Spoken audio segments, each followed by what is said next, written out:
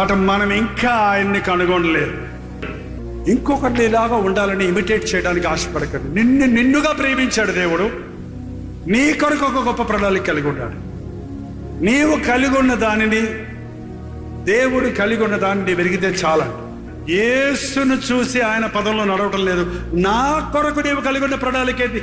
12 మంది శిష్యులు యేసు ప్రభు తోటే ఉన్నారు. 12 మంది ఒకలాగా లేరు. 12 మంది చేసిన పరిచర్య ఒకలాగా లేదు. కానీ 12 మంది కలిసి సేవన చేసిన పరిచర్య ఫలంగానే ఈనాటికి ప్రపంచవ్యాప్తముగా యేసునామం మారుమోగుతుంది. యేసు ప్రభు ఒక్క పాట రాయలేదు. అన్ని భాషలలో, అన్ని దేశాలలో ఆయన్ని మహిమపరిచే పాటలు కోకొల్లలుగా రాయబడ్డాయి.